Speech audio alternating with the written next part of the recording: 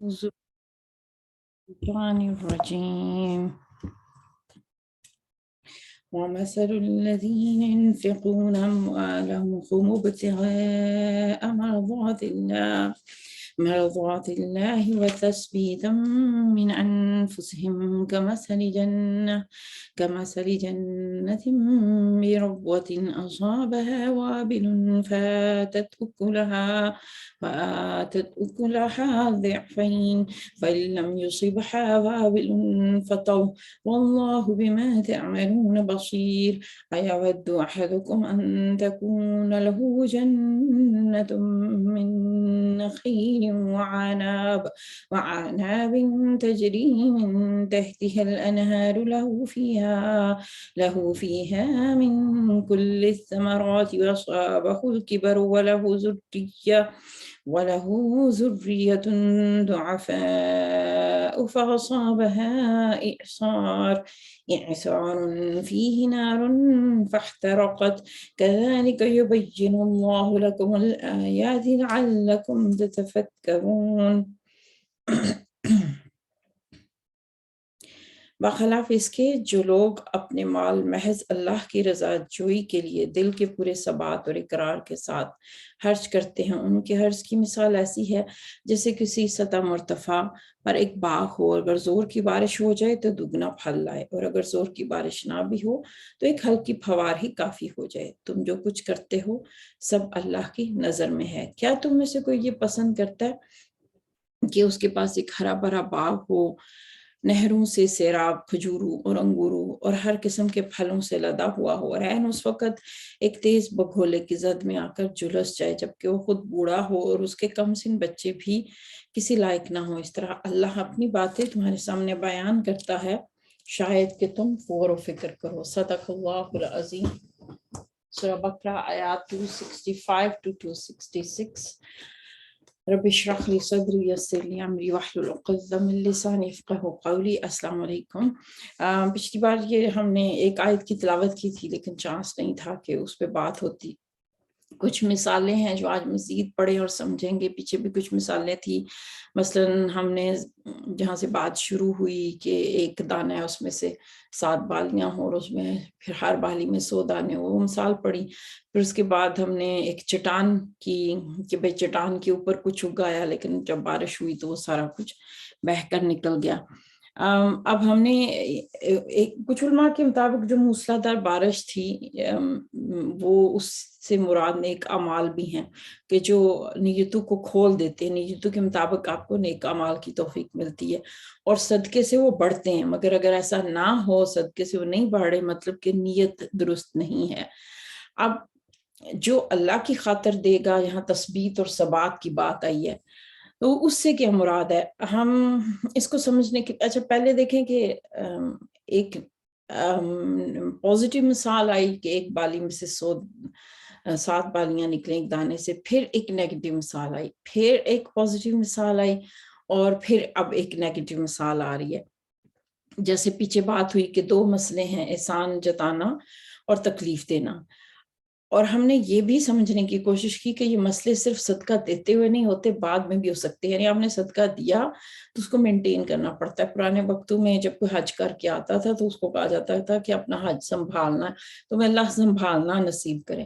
تو یہ بات ہے، صدقے کو مینٹین کرنا پڑتا ہے۔ فرض کیجئے کہ کسی نے اس وقت تو اپنی نیت درست رکھی لیکن سال بعد آپ پاکستان گئے اور جا کے کسی کو جتلایا، اچھا بھائی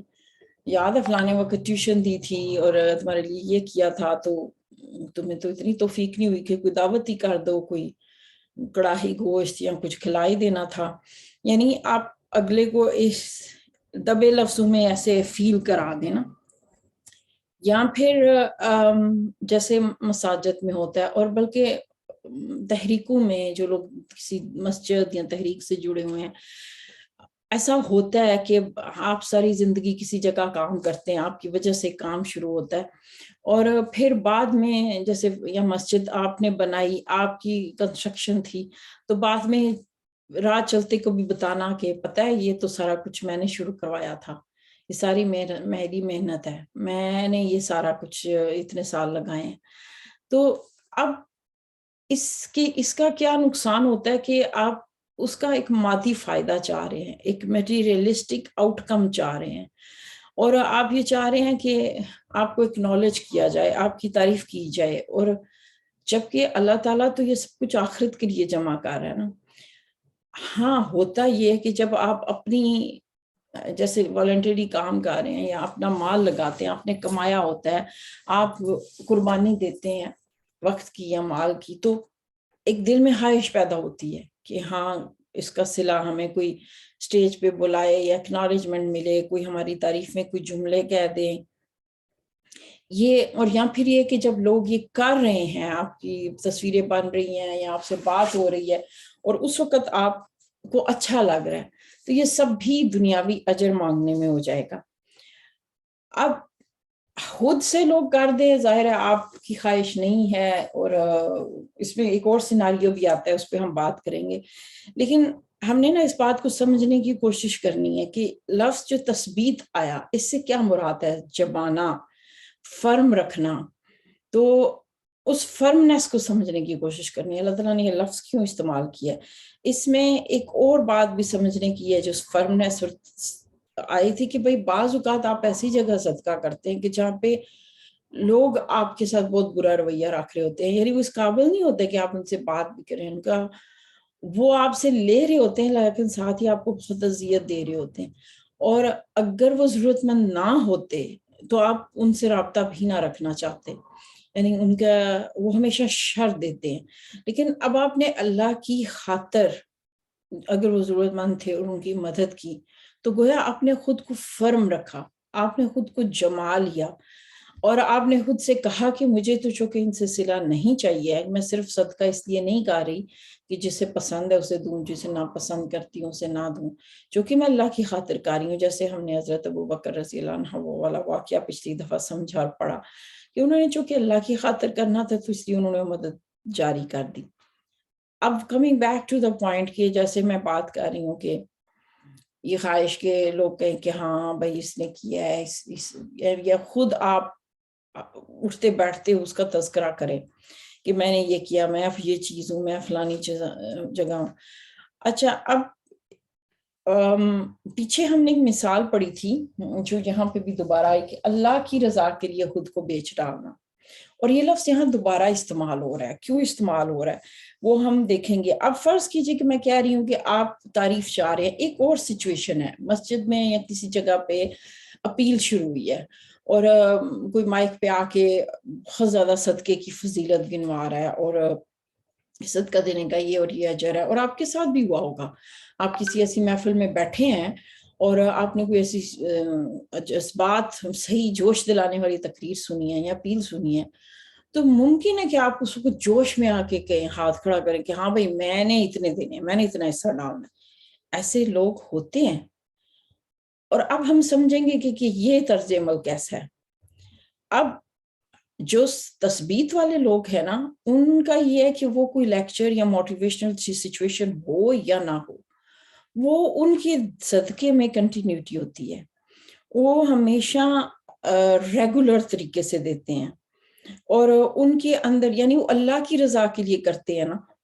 تو انہوں نے ایک اپنا ایک لیول رکھا ہوتا ہے،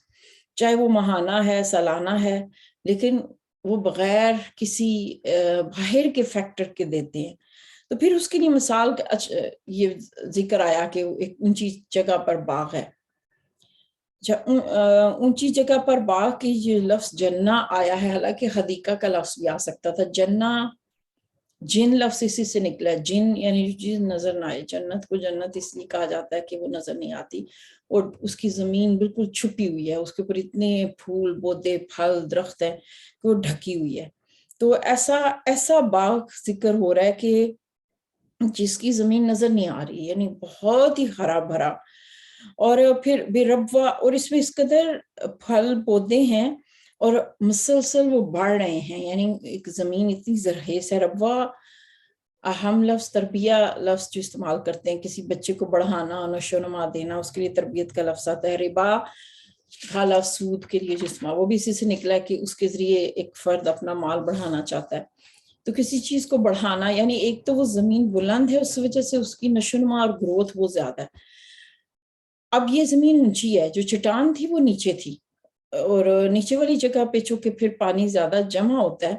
تو اس لیے وہاں پہ وہ چٹان اندر سے نکل آئی، جبکہ اوپر والی زمین زیادہ زرخیز ہے. وہاں پہ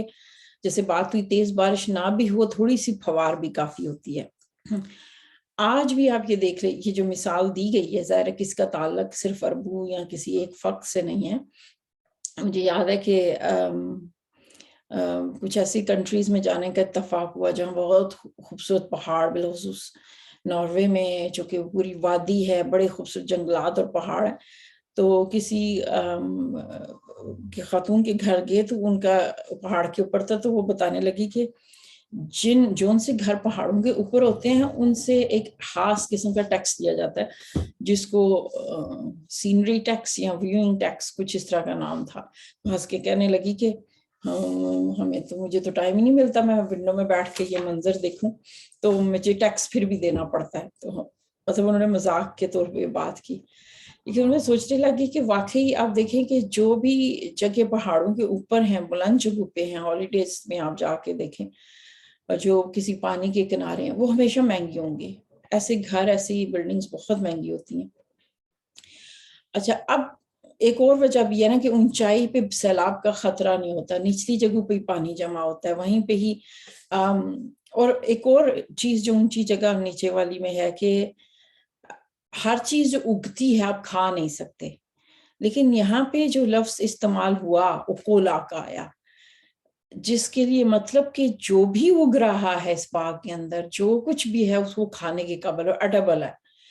گویا کہ اچھا اگر کوئی چیز کھانے کے قابل ہے تو اس کا مطلب اس میں کچھ سیڈ یا کچھ ایسی چیز ہے کہ وہ مزید اگ سکتی ہے، گویا کنٹینیوٹی ہے. یہ باغ ایسا ہے کہ جس میں، اس لیے یہ نہیں کہا جا رہا کہ دو اس میں ہیں، ہم محاورتن جیسے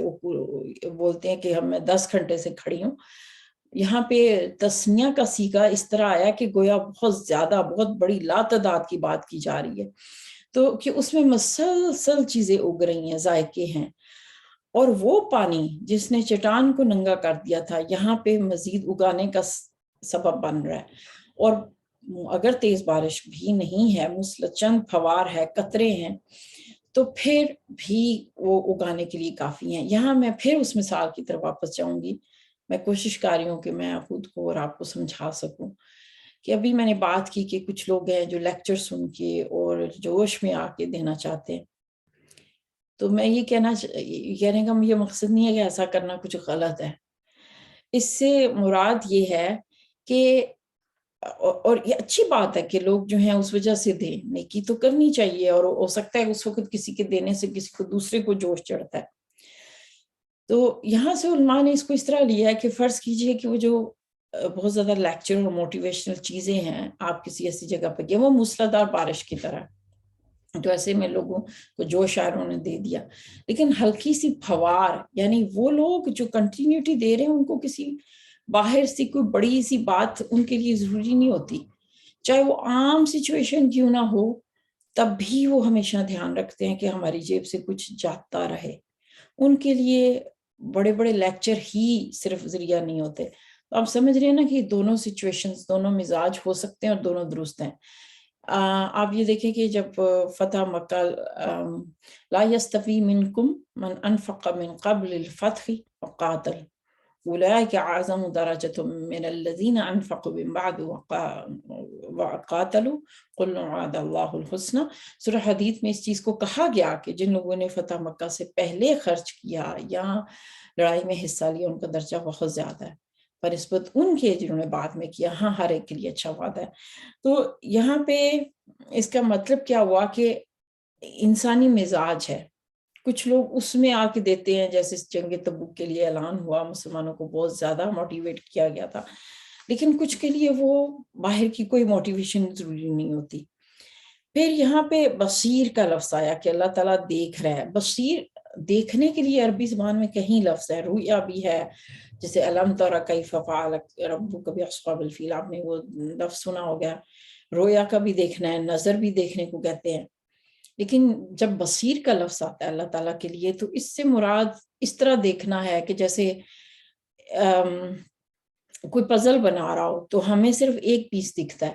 لیکن کوئی پوری پکچر کو دیکھ سکے، پورے پزل کو دیکھ سکے، اور اس طرح دیکھ سکے کہ یعنی سی تھرو اس کی حقیقت کیا ہے۔ ہمیں تو صرف عمل دکھ رہا ہے، اس عمل کے گہرائی میں نیت کیا ہے، اندر اور باہر سے دیکھنا، آنکھ اور دل سے دیکھنا، دیکھنا ہے جس کے ساتھ محسوس کرنا۔ تو ایسا بصارت صرف اللہ کی ہو سکتی ہے کہ وہ دیکھتا ہے نیت کو، عمل کو، دل میں کیا ہے۔ کسی نے جیسے پچھلی بار ہم نے سمجھا نا کہ کوئی 100 میں سے 2 روپے دے رہا ہے اور کوئی 1,00,000 میں سے 2 روپے دے رہا ہے، یہ تو رب کی ذات جانتی ہے کن حالات میں دیے، سب اللہ کی نظر میں اس کے مطابق اجر ہے۔ اب یہ 4 مثالیں ہو گئیں، دانے کی، وہ بیج کی، پھر چٹان کی، پھر بلند سطح والا باغ، جیسے میں نے کہا نا کہ ایک پازیٹیو نیگیٹو، پھر پازیٹیو، اب پھر ایک نیگیٹو مثال آ رہی ہے، لیکن یہاں پہ خطاب سب کو ہے اور یہ ہم نے اچھے سے سمجھنا ہے۔ ابھی میں بات کر رہی تھی نا کہ جب ہم کہیں پہ، یعنی ہم خواتین میں نے کئی بار یہ سنا دیکھا، ہمارے اوپر بھی یہ کیفیت آتی ہے کہ ہم واقعی زندگیاں لگا دیتے ہیں، ہم نے بہت زیادہ ایفرٹ ڈالی ہوتی ہے اور دل سے خواہش نکلتی ہے کہ کوئی اکنالج کرے، ہم نے اتنا وقت لگایا، محنت لگائی، ہو سکتا ہے کسی جگہ میں نے بہت زیادہ قرآن کلاسیں سٹارٹ کی ہوں، کسی مسجد میں میری وجہ سے ہی اسٹیبلشمنٹ ہوئی ہو، اور دل میں پھر خیال آتا ہے کہ کیوں نہیں کوئی اکنالج کرتا، اور یہ بھی ہوتا ہے کہ آپ پھر وہ کام ہی چھوڑ دیتے ہیں کہ بھئی لوگ قدر ہی نہیں کرتے، میں نے تو چھوڑ ہی دیا ہے، یا یعنی اگر آپ کے دل میں یہ کیفیت ہے تو پھر اس مثال کو سمجھنا بہت ضروری ہے۔ جب لوگوں سے گلے ہونے لگتے ہیں، جب لگتا ہے کہ بھئی میں نے ساری زندگی ان کا اتنا کیا، یہ کیا، وہ کیا، اور پھر میں یہ نہیں کہہ رہی کہ اسلام یہ نہیں کہتا کہ آپ ابیوز ہوں اور آپ لیٹ جائیں اور لوگ کو اجازت دیں کہ بس آپ کے اوپر چڑھ دوڑے، میں اس کی مثال نہیں دے رہی، میں آپ کی ذاتی کیفیت کی بات کر رہی ہوں، جو میرے اور آپ کی نیت کی ہے اس کو ریفلیکٹ کرنا۔ اب اس کے حوالے سے مثال آ رہی ہے اور وہ ہم نے سمجھنے کی کوشش کرنی ہے۔ پہلا یہ سوال آیا، کیا تم میں سے کوئی یہ چاہے گا؟ اور اب ہم نے بہت کان لگا کے سننا ہے کہ اللہ تعالیٰ کیا کم کا لفظ آیا ہے، مطلب میں اور آپ اس میں شامل ہیں۔ آیا ودو، مودہ کا لفظ بھی اس سے نکلا ہے جو قرآن میں ایک اور جگہ آیا ہے کہ جب کسی نئے شادی شدہ جوڑے کے لیے جو محبت کا لفظ ہے وہ مودہ کا ہے، تو یہاں پہ آیا ودو کا لفظ آیا۔ اب ہم سب میں خواہش ہوتی ہے گارڈن کی، اچھا فرض کیجئے کوئی کہے کہ گارڈن کی خواہش نہیں ہے، تو ایک وقت آتا ہے کہ سب کو اچھا لگتا ہے اس کا اپنا گارڈن ہو، حتیٰ کہ اگر آپ نے کبھی بڑی بڑی بلڈنگز دیکھی ہوں جن کے پاس گارڈن نہیں ہے، فلیٹ سسٹم ہے، بنا کے نا تھوڑے سے پودے رکھے ہوتے ہیں، کبھی آپ بڑی بلڈنگز پہ جائزہ لینا، اور جب کوئی ہالیڈے ہومز خریدتا ہے تو اس میں بھی میک شور کرتا ہے کہ جہاں درخت اور پودے ہوں، تو ایسی جگہ بہت مہنگی ہوتی ہیں۔ پھر اس کے لیے قدرتی باغات دیکھیں ویسے بھی بہت اٹریکٹ کرتے ہیں ہمیں، ان ممالک میں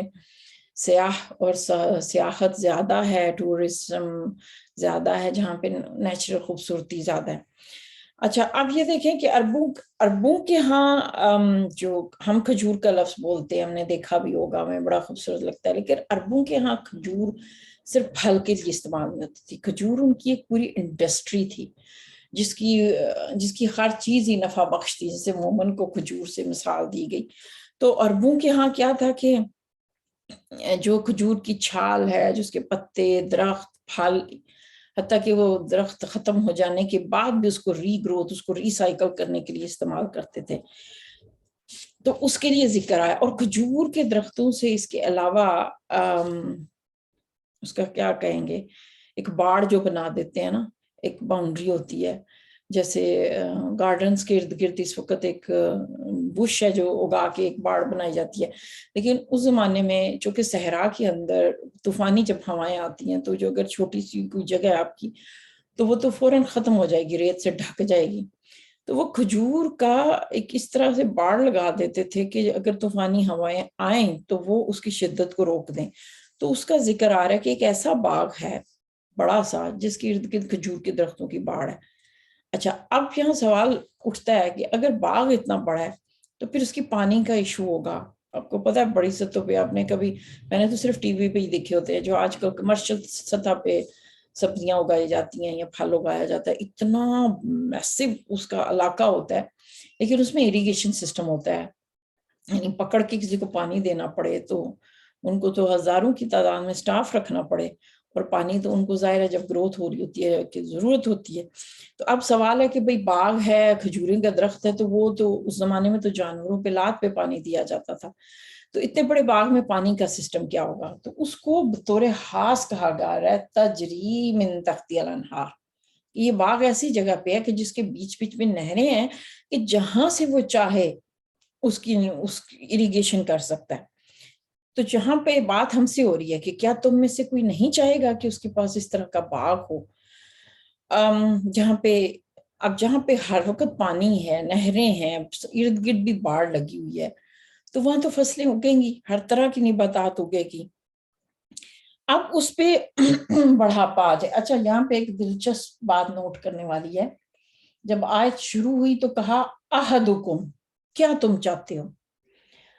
یعنی ہم ڈائریکٹ ہم سے بات ہو رہی تھی. اب بات تھرڈ پرسن کی کہ اس پہ بڑھاپا آ جائے, اور یہ اللہ تعالیٰ کا بڑا خوبصورت سٹائل ہے کہ بات جب ایک اچھی پوزیٹیو تھی تو اللہ تعالیٰ نے ہم سے ڈائریکٹ بات کی, اور اب چونکہ ایک نیگیٹو بات آ رہی ہے تو اللہ تعالیٰ ایسے کر کے اس بات کا رہا ہے کہ سن ہم ہی لیں, لیکن یہ کہ ڈائریکٹ ہم سے نہیں کہا جا رہا. اور یہ نا نقطہ بڑا اہم اور سمجھنے والا ہے. مجھے یاد ہے بہت عرصہ قبل مجھے کورس کرنے کا اتفاق ہوا جس پہ میں بڑی حیران ہوئی قرآن کی سٹائل پہ, کہ پیرنٹنگ کا ایک کورس تھا. تو انہوں نے کہا تھا کہ ہر سوال کے ساتھ انہوں نے یہ انسٹرکشن ہدایات لکھی تھیں کہ اس سوال کرتے ہوئے آپ والدین سے آئی کانٹیکٹ کریں گے, لیکن اس طرح کے سوال کرتے ہوئے آپ اپنی نظر کو اوپر یا نیچے کچھ ایسی جگہ رکھیں گے, ڈائریکٹ آئی کانٹیکٹ نہیں کریں گے. اور کس طرح کے جملوں پہ آئی کانٹیکٹ کیا جا سکتا ہے, چھوٹی سی اگزامپل دیتی ہوں. جیسے انہوں نے کہا کہ جب آپ ہر ایک سے نام, بچوں کے نام پوچھیں گے تو آپ آئی کانٹیکٹ کریں, کیونکہ اس کے جواب میں کسی کو کوئی دقت یا مشکل یا شرمندگی والی بات نہیں ہوگی. لیکن کوئی ایسا سوال جس سے اگلے کی پرائیویٹ زندگی سے تعلق ہے تو آپ آئی کانٹیکٹ نہیں کریں گے, کیونکہ اس سے اگلا بندہ جیسے اوور ویلم ہو سکتا ہے. تو اس سے آپ کو قرآن کی یہ باریکی سمجھ آتی ہے کہ اللہ تعالیٰ نے اتنی سینسٹیو طریقے سے ہمیں خطاب کیا نا, کہ کہاں پہ اس نے کم اور ہمیں ڈائریکٹ کہا ہے, اور کہاں پہ تھرڈ پرسن کی بات کر کے ہمیں بات سمجھائی ہے قرآن میں سٹائل. اس سے پھر ہمیں کیا سمجھ آتی ہے کہ ہمیں بچوں سے بات کرنی ہے یا کسی سے کرنی ہے تو کچھ باتوں پہ آپ آئی کانٹیکٹ کر سکتے ہیں, یو لفظ بولیں, آپ بولیں, لیکن کچھ جگہوں پہ ہمیں واقعی ہی بہت سینسٹیو رہنا چاہیے, اور دین اس معاملے میں بہت سینسٹیو ہے نا. اور اس کی یعنی یہ ایک ہے چھوٹا سا نقطہ, لیکن اس سے ہماری زندگی کی جو روزمرہ ہمارا دوسروں کے ساتھ ڈیلنگ ہے اس کا ایک بہت بڑا راز سمجھ آتا ہے. اچھا اب تھرڈ, ظاہر ہمیں نہیں کہا جا رہا کہ بھئی تم خوفزدہ نہ, تھرڈ پرسن کیوں ہے, کیونکہ اگلی مثال تھوڑی سی ڈرانے والی ہے. پہلے آپ کے ذہن میں اتنا خوبصورت باغ آیا جس کے اندر ہی نہریں ہیں, بڑا سا سائڈوں پہ کھجور کی درختیں ہیں, یعنی سیفٹی اور سیکیورٹی کا بھی پورا انتظام ہے. اب ایسے میں وہ اس زمانے میں تو دیکھیں صرف فیملی ہی لیبر ہوتی تھی, انہیں مدد کرتی تھی, اور آج بھی اتنی بڑی سطح پہ کسی کا کوئی بزنس ہے تو ایکسپیکٹیشن ہوتی ہے کہ اس کے گھر والے چلائیں گے, لیکن کہا جا رہا ہے کہ بچے چھوٹے ہیں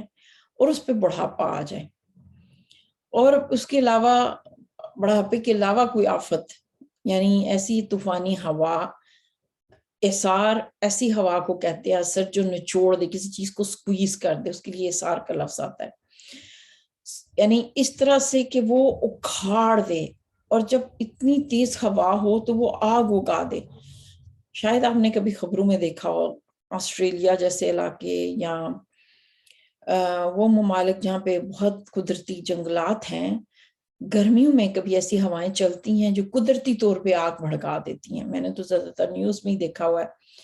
فزیکلی تو کسی چیز جگہ کو آبزرو نہیں کیا, لیکن اس کی جو وجہ بتاتے ہوئے یہ ہوتی ہے کہ یہ بھئی یہ نیچرل کوئی اس کا کاز ہوتا ہے. ایسا نہیں ہے کہ کوئی یعنی ایسے جنگل میں کوئی گیا اور ہر سال اسی ہاں وہ بھی ایکسیڈنٹ ہوتے ہیں، لیکن یہاں بات ہو رہی ہے اس ہوا کی جو گرمی کی شدت سے آگ، یعنی کوئی چیز نے رگڑا کھایا اور چونکہ گرمی سے ہر چیز سوکھی ہوئی ہے اور اس آگ نے پھر سب کچھ جلا کے راکھ کر دیا۔ ابھی آپ کے ذہن میں ایک ہرا بھرا بہت بڑا باغ آ رہا تھا اتنی خوبصورت والا، اور ایک دم سے اب آگ والی ہوا آئی، اب وہاں پہ آپ کو صرف کالی سوکھی بیلیں دکھ رہی ہیں اور اس سے دھواں اٹھ رہا ہے۔ اب آپ کے ذہن میں وہ امیج آ رہا ہے۔ اب ایک اوپر سے وہ بڑھاپا ہے، اب چونکہ بچے چھوٹے ہیں، اچھا فرض کیجئے کہ یہ آگ والی ہوا نہ چلتی اور صرف بڑھاپا اور بچے ہوتے، تو جیسے میں نے کہا نا کہ درخت تو ری گروتھ کرتے ہیں، مرتے ہیں تو ان کے بیجوں سے آگے سے پھر گروتھ شروع ہو جاتی ہے کیونکہ وہاں پہ پانی تو موجود ہے،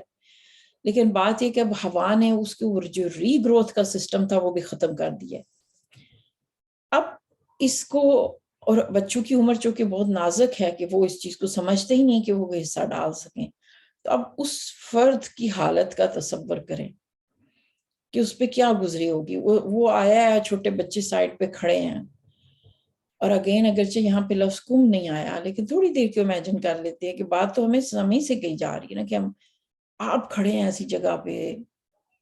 سو کے اٹھ کے آئے ہیں، بچے سائڈ پہ ہیں، کیا کیفیت ہوگی؟ آپ اٹھا کے دیکھ رہے ہیں ہاتھ میں اور ہر چیز راکھ بدلتی جا رہی ہے، اور آپ یعنی جو کل کا اتنا بڑا بزنس تھا اور آج صرف راتوں رات، اور آپ کھڑے ہیں اور آپ اپنے بچوں کو دیکھ رہے ہیں کہ ان کے مستقبل کا کیا ہوگا، جو مین سورس تھا وہ تو سب تباہ ہو گیا۔ یعنی آپ تھوڑی دیر کو تصور کریں تو آپ کے بڑونگٹے کھڑے ہو جائیں کہ اس وقت آپ محتاجی کی شدید کیفیت میں ہیں اور آپ کے اوپر کس طرح صدمے کی کیفیت ہوگی۔ اب اس مثال کو اس طرح سمجھیں کہ جب ہم صدقے کرتے ہیں، جب ہماری نیت ہوتی ہے کہ ہم اللہ کی خاطر دیں، وہ ان بیجوں، ان پھلوں، ان باغوں کی طرح کہ ہم تو صدقہ کریں، ہم تو ختم ہو جاتے ہیں، دنیا سے چلے جاتے ہیں، لیکن وہ ایک ایک روپیہ، ایک ایک ڈالر، ایک پاؤنڈ کہاں کہاں لگا، اس سے کہاں کہاں اثرات ہوئے، کس کو فائدہ ہوا، یعنی وہ ایک دانے سے کتنی بالیاں نکلی، وہ قیامت تک وہ اللہ تعالیٰ اجر اکٹھا کرتا رہتا ہے۔ لیکن اگر ہم اس کو مینٹین نہیں رکھ پاتے اور اس کے لیے لوگوں سے گلے اور صلے مانگتے ہیں، تو یاد رکھیں کہ پھر روز قیامت ہم جائیں گے اور وہاں کھڑے ہوں گے اور پتہ چلے گا اچھا وہ جو اتنے صدقے کیے، اتنی ایفرٹ ڈالی، آج تو سب برباد ہو گیا۔ اللہ تعالیٰ تو چاہ رہا تھا کہ وہ آپ کے لیے جمع کر کر کے کَلَّا بَلْ تُحِبُّونَ الْعَاجِلَةَ، کہ تمہیں جلدی کی محبت ہے، بس ہم چاہتے ہیں کہ فوراً صلہ ملے، لیکن روز قیامت اصل میں ہمیں صلہ ملے گا، وہ صدقے ہمیں وہاں پہ ملیں گے، وہ باغات، وہ صدقہ جو اگتا رہے گا، وہ ہرے بھرے باغات وہاں پہ ہمیں ملیں گے۔ تو ان کو پھر ایک چھوٹی چھوٹی، یعنی فرض کیجئے کہ ساری دنیا بھی میری تعریف کر دے، سو واٹ؟ تو اصل وہی نا، اب نمبرز کا زمانہ ہے، لائکس کا زمانہ ہے، جب تک دنیا اکنالج نہ کرے، 100 لائکس نہ آ جائیں، ہمیں لگتا ہے ہماری کوئی ویلیو ہی نہیں ہے، جب تک 10 لوگ نہ کہہ دیں۔ لیکن یہ جو صدقے کی بات ہے نا، اس میں میں وہ نہیں کہہ رہی کہ آپ سارا دن کھانا بنا رہے ہیں اور بچے سنبھال رہے ہیں اور میاں آ کے کہے کہ بھئی آج تم نے اچھا کھانا بنایا، تو آپ کہیں نہیں مجھے چونکہ اللہ سے اجر چاہیے اس لیے آپ نہ مجھے کچھ کہیں، میں اس کی بات نہیں کر رہی۔ آپ سمجھ رہے ہیں نا میرا نقطہ کیا ہے؟ جب آپ اللہ کی راہ میں صدقہ کریں گے، کوئی مال دیں گے، تو بار بار اپنی نیت کو چیک کرتے رہنا ہے۔ اور